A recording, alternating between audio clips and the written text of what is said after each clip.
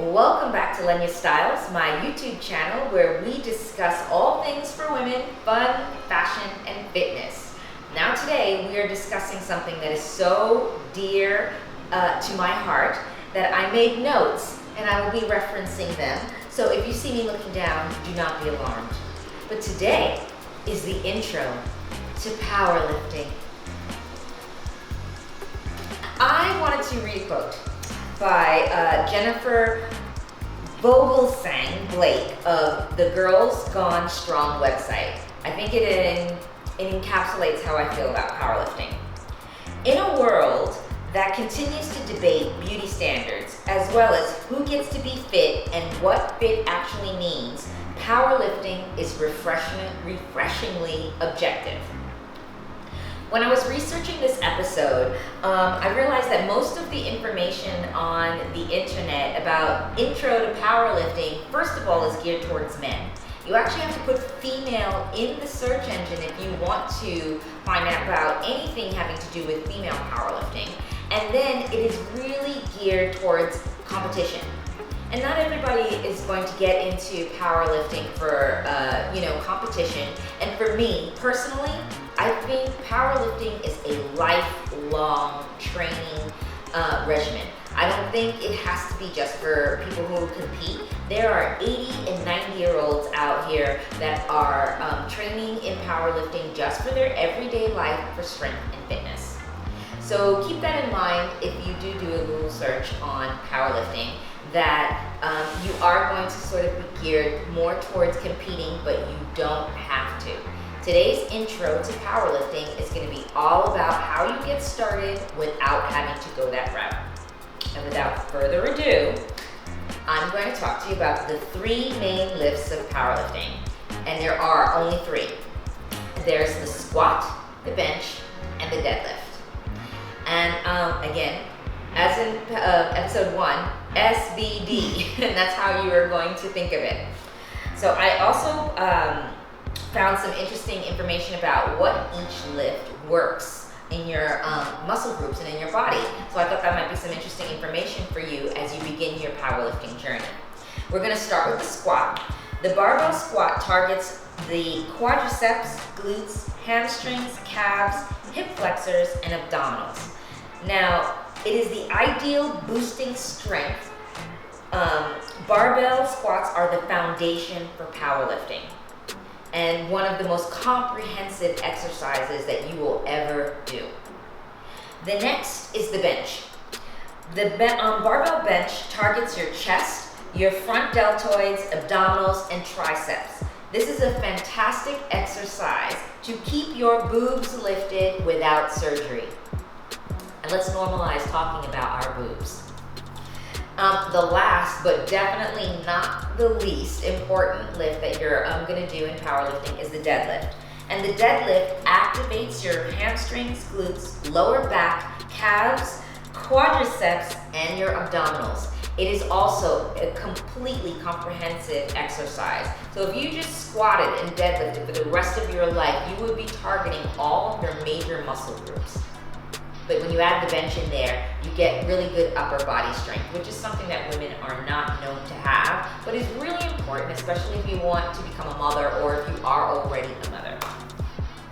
So powerlifting is really great for women because it helps you retain bone density, as all strength training does, Olympic lifting, CrossFit. It helps you maintain, and also it can, and I'm not going to be a doctor and tell you can reverse bone density, but in my case, it has reversed my osteopenia, which is a precursor to osteoporosis. I am no longer in that category. I have really good bone density for a woman that's 53 years old. And this is, I completely attribute to strength training. Strength training also helps in building muscle that will help you stop shrinking as you get older, because we all shrink. But I feel like because I stand straighter, I have better posture due to these exercises, I am not shrinking. I actually gained an inch the last time I went to the doctor because I was standing straighter. The other thing that it'll help is it'll help you stay mobile and independent as you age. 80-year-olds and 90-year-olds have mobility problems. And if you continue to train in strength training, you will have less problems with your mobility as you age. You will still be able to, pick up your groceries, pick up your grandchild, all of those things that, are important to you, and you'll be able to stay in your home longer and longer by yourself, the more you increase your strength training. So that is the whys. That is the whys about powerlifting. While you don't need a coach or a fancy coach or a training system to get started in powerlifting, it is important to think about technique so that you don't injure yourself. Now, I feel the best way to do this is to start watching YouTube videos on powerlifting. You can definitely go to YouTube and type in how to deadlift, how to squat, how to bench, and look at different YouTube videos about how to do this. And then once you start doing it yourself, videotape yourself, then compare. I mean, I also think getting a coach in the beginning is a good idea, just to learn proper form and technique, or going to a CrossFit gym, because CrossFit gyms have powerlifting specific classes sometimes, or going to a powerlifting or bodybuilding gym and finding a powerlifter there that can help you with technique. Because technique is important. You don't want to injure yourself like out the bat. And you can hurt yourself if you don't do things properly. So, and I don't want to scare you, but it is important for you to have those things in your brain. And my coach, who's an amazing powerlifting coach, her name is Solana Lewis, has this podcast called The Power of Lifting. I want to make sure I got that right. The Power of Lifting, and I will put it in the description box below, and Solana Lewis's Instagram will be above. She has a whole episode on beginning your powerlifting journey. She also has an episode on the things that you'll need. She has episodes on anything for women in powerlifting, where she talks about even being pregnant while powerlifting, as well as how to go for your first meet. It is a fantastic resource, and I suggest that you definitely go there. And she is an amazing coach, from beginners all the way up to elite level. So, just putting it out there, Solana Lewis. Now you've decided that, you want to start powerlifting. You've watched the videos, you've started videotaping yourself, you've gone to the gym a couple of times, and you're starting to think, what equipment do I need? You can start off really basic. I started off with CrossFit, so the very only thing I had when I started this whole fitness journey was a pair of sneakers.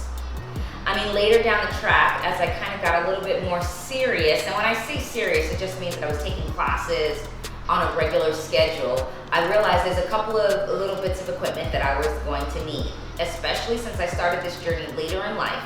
I needed knee sleeves and knee guards to help, because my knees, as an older woman, and even I wasn't older then, but just needed a little bit more support. I got a weight belt so that I can start to think about going heavier than my body weight. I got wrist wraps because I don't have a lot of wrist mobility, though I have to tell you, in the years since I started this journey, my wrist mobility has increased tremendously. And I bought all these things super, super cheap on Amazon or Rogue or some vendor that would come to the gym. So nothing was truly, truly expensive. And that was how I started. And then, I learned how to deadlift a little bit better. I learned how to squat a little bit better, and realized that while I was squatting, my ankle mobility isn't fantastic. So I didn't have squat shoes, which was my next investment. I actually put 5-pound plates under my sneakers to mimic having squat shoes, and squatted that way. And it really did help me get to the depth that I needed. And I paid nothing for it. So, but once I started to get serious, in CrossFit, before I actually started powerlifting, one of the first major purchases I made was squat shoes. Squat shoes can be expensive. And my first pair was a Nike Romaleos, and I wore them out until they were basically falling apart. But once I really, really got serious, obviously, into the sport, and I started researching, I realized that I bought the wrong shoes. Nike Romaleos have a very narrow toe base. When you're squatting, it is natural for you to want to splay your toes so that you have a better grip on, better feel of the floor, and you need a wider toe base. So I moved on to Adidas, and I'm probably going to buy another pair. I'm probably thinking about buying the Reebok ones, but I'm not 100% yet. But these are those things that you spend your money on. Once I started competing, there was an extra level of things that you need to buy. And I'm not saying that you guys need to buy this, but I'm just giving you all of the things that I have, because I want to give you the best foundation to start your journey. But when I started competing, one of the things that I was told is that I had to have equipment that was sanctioned by the International Powerlifting Federation, or the IPF. And so my knee sleeves had to be 7 millimeters in the, I think it's the width or diameter, I can't remember. Anyway, and so I had to go out and get different knee sleeves, like really hardcore knee sleeves. Your weight belt has to be also IPF approved. So I went and got a leather weight belt that had a lever, and I'll tell you, I will never, ever, ever use anything but a lever weight belt ever again, because it is so easy to get on and off. Well, not on and off, but at least easy to open and close. Getting on and off is a whole other story, and we can discuss at a later date. I also invested in deadlift slippers. I have to say that was the second best investment I made, with my squat shoes being the first best investment. So if you are starting your journey and you want to put yourself in the best place possible, and you're thinking, where could I spend my dollars the most economically and the best way to go forward, I would say invest in squat shoes and deadlift slippers. My coach will tell you that that is not what you need, but the deadlift slippers were a game changer with being able to feel the ground and really push with my legs to get the heaviest deadlift that I wanted. And as a little person, you really want to maximize every little muscle you have. So those were the two game-changing things that I purchased in my whole journey. And then, I occasionally use wrist wraps, but believe it or not for bench, which everybody thinks that you would use wrist wraps for. I have some kind of still have weird mobility in my wrists, and so occasionally I do it when I'm squatting, just because grabbing onto the bar kind of hurts when I have weight. So I have wrist wraps. I have really good ones. Again, International Powerlifting Federation approved wrist wraps. So those are the basics equipment that I have, that I use regularly when I'm powerlifting. I also have, and this is probably the third most important thing that I own, is my Hydroplast. There'll be a link below where you can actually purchase a Hydroplast. This is a 1 gallon Hydroplast bottle. Most people actually get the 32 ounce, but because I am prioritizing my water, I drink 2 of these a day, and I know that if I drink 2 of these, I have enough water for the day. When you do the 32 ounce, I think it's 4. It's just too much math for me. So I get the gallon. Plus I like all the pretty colors, and this is probably the best quality water bottle that you can buy on the market at this moment in time. So definitely go and check out the link to Hydroplast in the description box. You will not be sorry for spending the extra dollars. Plus it keeps your water cold for 24 hours. So now you have all the stuff. You've been working on your form, you've been to the gym, you've sussed it all out, and you're thinking, I actually want to progress with this powerlifting. I want to actually start to see gains. The next step is to get a training program. There are lots of training programs out there. There's lots of free ones if you want to start out with a free one. But I'm going to tell you about 2 that are paid ones that are actually really worth the money. The first one is the Hybrid Performance Method. Now, Steffi Cohen, I'm going to put her Instagram here, is a world famous powerlifter, and she's the, I think, owner and face of Hybrid Performance Method. She is an unbelievably inspirational woman.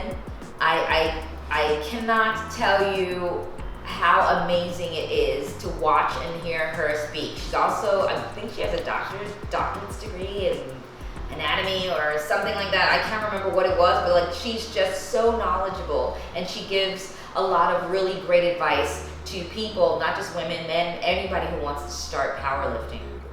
So I suggest going and looking on her Instagram for resources. And then the hybrid performance method is the gym, and they have an app, and they have training programs, and they have everything from beginners to your first competition. They actually even give you like a special training program leading you up to your first competition.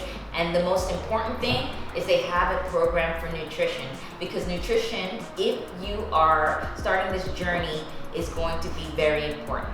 And I'm not talking about losing weight. I'm just talking about eating enough to sustain what you're doing, because a lot of women undereat, and that's why they don't lose weight, because their body is storing fat because they are in starvation mode. So it is really important to start thinking about your nutrition when you are talking about any kind of exercise program. I'm not just talking about powerlifting, any type of exercise program. Your nutrition is going to be the foundation of where you start. So this hybrid performance method has a fantastic nutrition program as well. I also suggest, if you want something different, there is a program called RP, Renaissance Periodization.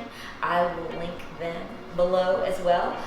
They also have an excellent nutrition program, and they also do training programs for, I think those just for CrossFit. They might have some power and Olympic lifting, but you should definitely check them out. The other training program that a few of my friends use, so this is why I know about it, is Juggernaut Training Systems, and I'm going to look down because I want to make sure I have this right.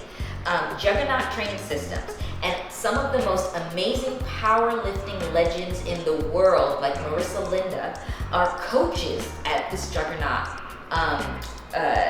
Training Systems. So they also have an app. They also, I believe, also have a nutrition program. Maybe it's Black Iron, can't remember, but if you go onto their website, they have everything that you need as well. And those are my 3 suggestions. I think it's important when you want to start progressing that you have some kind of a training program. Again, you can always go with a coach. Like I said, my coach is Solana Lewis. You can go onto her website and you can have a look, but there are so many amazing coaches out there. And if you want a woman, there are so many great powerlifting coaches that are female.